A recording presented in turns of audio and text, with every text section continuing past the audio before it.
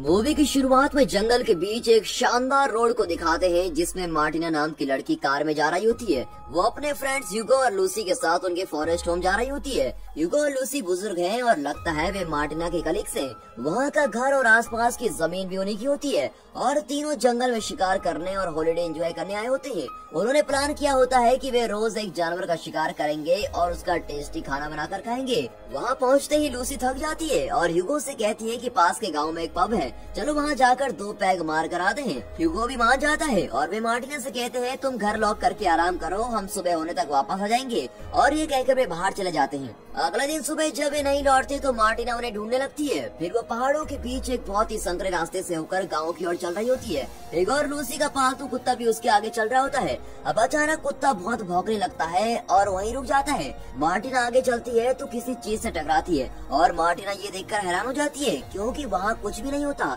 तो आखिर उससे क्या रोक रहा है? वो हाथ लगाती है तो पता चलता है कि उस स्पॉट पर एक इनविजिबल दीवार है जो आंखों को नहीं दिखती लेकिन बहुत ही मजबूत है। मार्टिना बहुत कोशिश करती है पर ना तो वो उसको तोड़ सकती है और ना ही उसे क्रॉस कर सकती है। कुछ देर दम लगाने के बाद वो थक कर बैठ जाती है और थोड़ी देर बाद फिर कोशिश करती है और फिर बैठ जाती है। कुछ घंटे बाद वो घर वापस जाने का फैसला करती है और कुत्ते को साथ लेकर चल देती है। अगले दिन सुबह वो फिर उस रास्ते से चलकर जाती है। कहीं मैं पागल तो नहीं हो गई? शायद वहाँ कोई दीवार ही नहीं है, ये मेरा वहम ही होगा। इस तरह सोचकर वो फिर उस जगह पहुँच जाती है लेकिन अब भी वो उस जगह को क्रॉस नहीं कर पाती। उसे अब जरा डर लगने लगता है। वो फिर से घर लौट आई होती है कि रास्ते में एक बुजुर्ग कपल को देखती है और लगता है वे कुछ काम कर रहे हैं।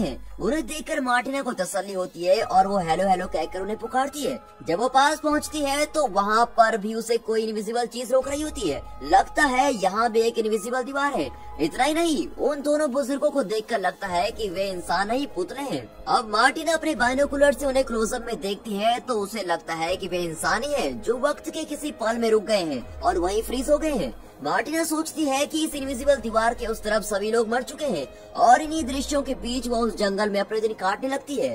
रोज की तरह वो एक दिन जंगल में चल रही होती है कि अचानक उसे एक गाय दिखती है। पहले तो मार्टिना डरकर दूर भागती है लेकिन फिर वो अपने अकेलेपन के बारे में सोचकर गाय को भी साथ ले लेती है। लगता है गाय की मैटिंग हो चुकी थी और वो रोज दूध देती है। इससे मार्टिना अपना चाय और कॉफी बना लेती है। बदले में वो गाय के लिए बहुत सारा घास काट कर लाती है और बहुत मेहनत करके उसकी देखभाल करती है। एक दिन मार्टिना घर के पीछे वाले रास्ते से अपनी कार लेकर जा रही होती है कि कुछ ही दूर पर गाड़ी किसी चीज पर जोर से टकरा जाती है। लगता है वहाँ भी इनविजिबल दीवार है। वहाँ से लगभग 20 फुट की दूरी पर एक और कार भी इसी तरह रुकी होती है। तब वो अंदाजा लगाती है कि इस इनविजिबल दीवार की थिकनेस लगभग 20 फुट है। अब आप ही बताइए इतनी मोटी दीवार को कैसे तोड़े या हटाएं? और ऐसी दीवार को आप कैसे तोड़ेंगे जो दिखाई भी नहीं देती और न जाने किसने इन्हें यहाँ लाकर रखा है? ये कहाँ शुरू होती है और कहाँ खत्म, इसका मार्टिना को जरा भी आइडिया नहीं होता। अब इस परिस्थिति में उसे क्रॉस करना तो नामुमकिन है। ये सोचकर वो मायूस हो जाती है और घर लौट आती है।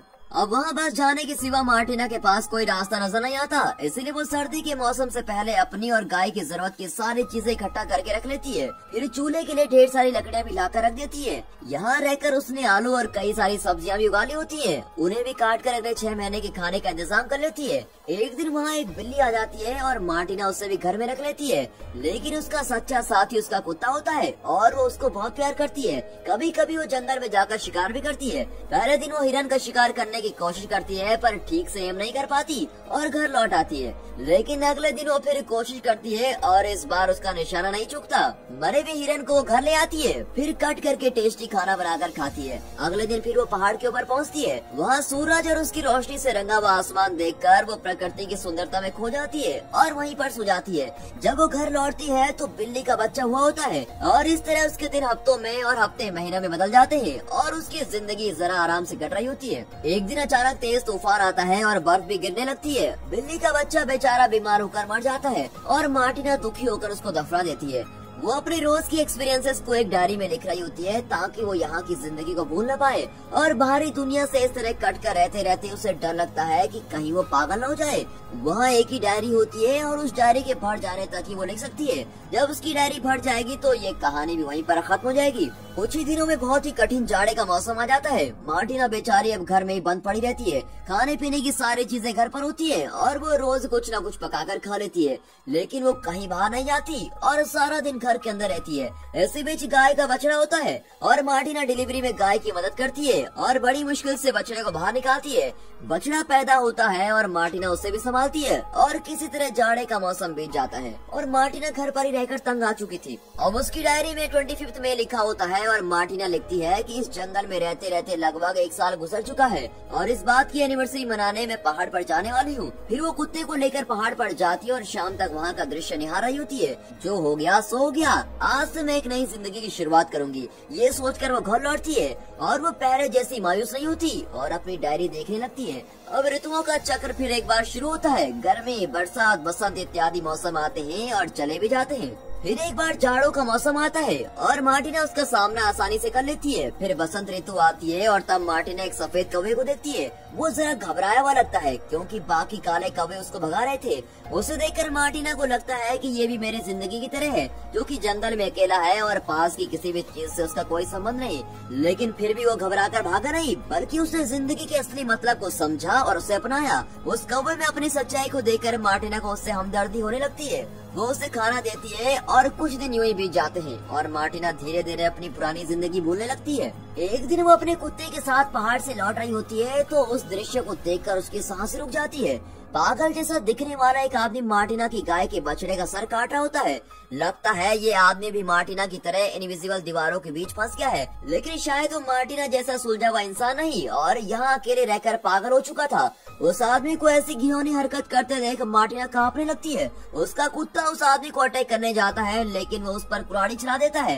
ये देखकर मार्टिना पीछे के दरवाजे से घर में जाती है और अपनी बंदूक लेके आती है, लेकिन तब तक बहुत देर हो चुकी थी और बछड़ा मर गया होता है। मार्टिना के परिवार के दोनों सदस्यों को घायल करने वाले आदमी पर उसे बहुत गुस्सा आता है और वो उस आदमी को लगातार शूट करके मार डालती है। वो बछड़े के पास भागती है जो मर चुका होता है। फिर वो कुत्ते के पास जाती है और उसे गोद में लेकर रोने लगती है। कुछ देर में बेचारा मर जाता है। मार्टिना उस पागल आदमी की लाश को खींच के लेके जाती है और पहाड़ से नीचे धकेल देती है। फिर वो उस बछड़े और अपने कुत्ते को बड़े सम्मान के साथ दफनाती है और उनका अंतिम संस्कार भी करती है। अगले दिन से वो अपनी सकली जिंदगी को भी अपना लेती है। अपनी गाय को घास चराने ले जाती है। इस साल भी वो आलू और कई फल उगाती है और दोबारा जाड़े का मौसम आता है। फिर एक दिन वो डायरी में फरवरी 25 लिखती है। यही डायरी का आखिरी पन्ना होता है। इसके बाद जो भी होगा वो नहीं लिख पाएगी। उन बातों को उसे अपने दिल में रखना होगा और इस उम्मीद में बाकी की जिंदगी गुजारनी पड़ेगी कि उसे यहाँ से कोई लेने आएगा।